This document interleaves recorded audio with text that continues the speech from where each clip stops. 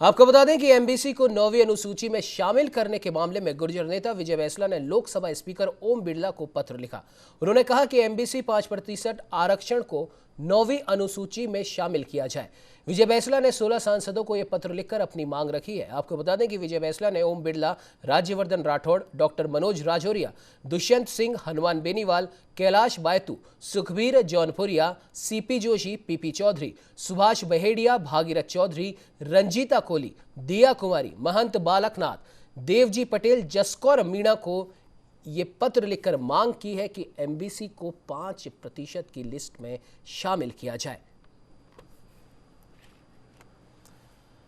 तो वही इस खबर में ज्यादा जानकारी के लिए हमारे साथ में गुर्जर नेता विजय बैंसला जुड़ चुके हैं। विजय जी, बहुत बहुत स्वागत है न्यूज इंडिया में। नमस्कार उमंग, थैंक यू सो मच। जी विजय जी, जिस प्रकार से आपने ओम बिरला सहित 16 सांसदों को पत्र लिखकर एमबीसी का जो 5% आरक्षण की जो बात कही गई थी उसे 9वीं सूची में रखने की मांग की है, हालांकि ये मांग बहुत महीनों से उठाई जा रही है, किस प्रकार से देखते हैं आप इसे?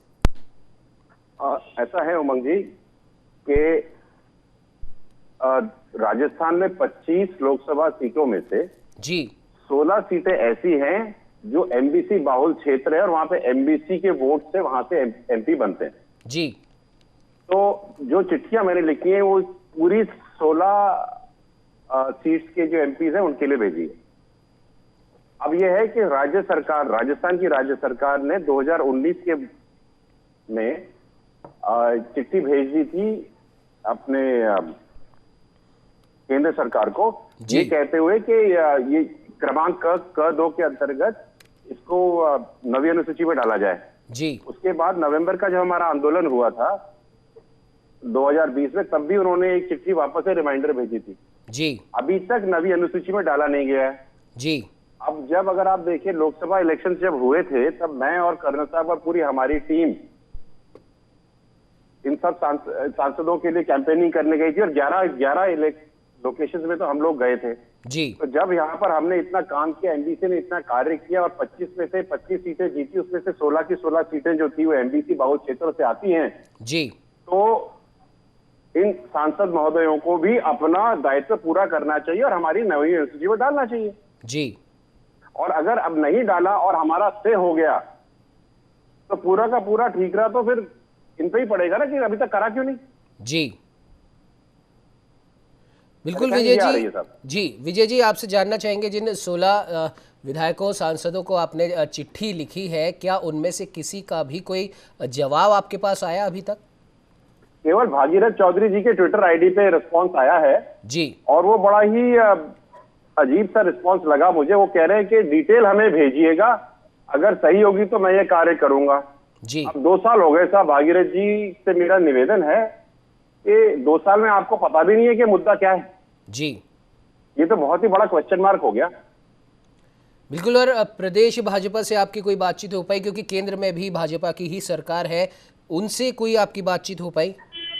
देखिए जो अपने यहाँ पर जो टीम है प्रदेश में, मेरी सतीश पूनिया जी से बात हुई इस बारे में, मैंने अरुण सिंह जी से भी ये बात करी और पिछले 2 साल से जब प्रकाश जावड़ेकर जी प्रभारी थे तो मैं उनसे भी बात करके आया था और उनको भी मैं इस चिट्ठी की कॉपी दे करके आया था जो लेटर सरकार ने भेजा, राज्य सरकार ने जी। अब दिक्कत ये आ रही है कि इतना साल हो गया, काम नहीं हो रहा है और अगर स्टे हो गया तो फिर आंदोलन होगा जी। आंदोलन होगा तो निश्चित है कि कुछ ना कुछ तो प्रॉब्लम होगी। आप ये भी समझिए कि केवल लोकसभा की बात नहीं हो रही है, राजस्थान में 200 विधानसभाओं में से 72 विधानसभाएं ऐसी हैं जो एमबीसी बाहुल क्षेत्रों की हैं जी।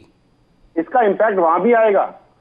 ये सब कहने की बातें हैं युमंग जी कि हम लोग 36 कौम की नेतागिरी करते हैं और कास्ट बेस्ड पॉलिटिक्स नहीं होती। Rajasthan is pure caste based politics जी।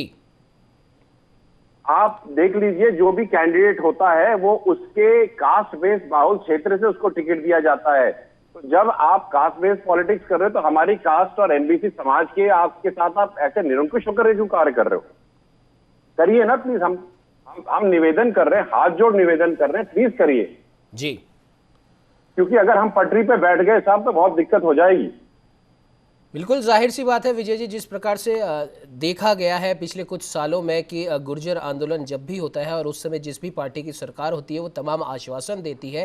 हालांकि कहने को वर्तमान की कांग्रेस सरकार ये कहती है कि गुर्जरों को 5% का जो आरक्षण है वो हमने ही दिया था, लेकिन उसके बाद में उसे लागू करना केंद्र के हाथ में है और केंद्र में इस समय भाजपा की सरकार है। और पिछले जो टर्म था वो बीजेपी की ही गवर्नमेंट का था, जो कि केंद्र में और राज्य में दोनों जगह जब बीजेपी की गवर्नमेंट है उस समय भी ये चीज़ नहीं हो पाई। तो क्या कुछ आप कारण इसके पीछे समझते हैं? अब मेरे को तो इसमें कारण के बारे में तो मैं क्या कहूं, मेरे को तो रिजल्ट से मतलब है जी। कारण कुछ भी रहा हो, हमको तो नवी अनुसूची में डाल के दीजिए। अगर ये स्टे हो जाता है, मराठा रिजर्वेशन तो स्टे हो गया है, ठीक है, वो तो अभी थोड़े दिन पहले हुआ। अगर वही रिजर्वेशन का सुप्रीम कोर्ट का जजमेंट यहाँ पे एग्जीक्यूट कर देते हैं तो हमारा तो आरक्षण बंद हो जाएगा जी। और इसका क्लियर जिम्मेदार जो होगा फिर वो राज्य सरकार हो पाएगी भाई साहब, क्योंकि उन्होंने नवी अनुसूची में डाला नहीं। और हमको नई अनुसूची, कोई नई बात तो है नहीं। 2019 से रिक्वेस्ट है, ये 2 बार चलेगी स्टेट गवर्नमेंट से जी। अब मेरी स्टेट गवर्नमेंट से भी एक कंप्लेंट है हमारे समाज की कि केवल चिट्ठी लिख करके भेज देने से तो काम हो नहीं जाता। आप लोगों ने हर तीसरे महीने चौथे महीने इसको क्यों नहीं परस्यू किया? आपने यहाँ से कमेटी भेजी क्यों नहीं? आपने रिमाइंडर लेटर भेजे क्यों नहीं? जब हम पटरी पे बैठेंगे तभी आप चिट्ठी भेजेंगे। बिल्कुल ऐसा लगता है कि तमाम सरकारों को, भले ही वो केंद्र की सरकार हो या राज्य की सरकार हो, उन्हें ऐसा लगता है कि पटरी पर बैठने का ही वो शायद इंतजार कर रहे हैं ताकि एक और क्रेडिट लिया जा सके राज्य सरकार की तरफ से हो या केंद्र सरकार की तरफ से हो कि देखिए हमने आपकी मांगों को मान लिया है। उमंग जी, प्रॉब्लम ये नहीं है। प्रॉब्लम ये आती है कि जब भी हम लोग पटरियों पे बैठते हैं जी, तो हमारे साथ हम केवल राजस्थान के लोग नहीं बैठते, मध्य प्रदेश के लोग आते हैं, यूपी के आते हैं, दिल्ली के आते हैं। हमारा बहुत बड़ा परिवार है। अगर आप केवल एमबीसी समाज को केवल राजस्थान के प्रवेश में देखेंगे तो ये गलत है। आपको मैं गिना दूं और सबको मैं बता दूं कि एमबीसी समाज कहां कहां मुखर है जी। आप मध्य प्रदेश, आंशिक महाराष्ट्र, गुजरात, राजस्थान, दिल्ली, उत्तर प्रदेश, आप जम्मू एंड कश्मीर, हरियाणा, पंजाब, उत्तराखंड, हम यहाँ पे मुखर तरीके से हैं जी। आप क्यों हमारे को कम समझ रहे हो और क्यों कम आंक रहे हो? ये स्टेट में 200 विधानसभाओं में से 72 सीटों के ऊपर अगर एमबीसी समाज बाहुल है तो आप उसको कम क्यों आंक रहे हो? जी, ये कम आंकना बंद कीजिए। चाहे सरकार किसी की हो, स्टेट की हो, सेंटर की हो, किसी भी पार्टी की हो, आप हल्का नहीं नाप सकते, क्योंकि अगर ये मुखर हो गए तो नुकसान हो जाएगा। बिल्कुल विजय जी, बिल्कुल आपने सही कहा। कहीं ना कहीं अब इतनी जो लंबित मांग है उसे मानना ही चाहिए। भले ही इसमें अगर कुछ भी कानूनी अड़चन है तो उसके बारे में भी विचार किया जाए, उसे दूर किया जाए, क्योंकि एक लंबा समय हो गया है इन मांगों को। अब खैर देखने वाली बात यह होगी कि राज्य सरकार और केंद्र सरकार इस बारे में क्या कुछ निर्णय लेती है और जिन 16 सांसदों को आपने ये चिट्ठी लिखी है उनकी क्या कुछ प्रतिक्रिया आती है। फिलहाल हमारे साथ में जुड़ने के लिए, अपनी बात साझा करने के लिए आपका बहुत बहुत धन्यवाद।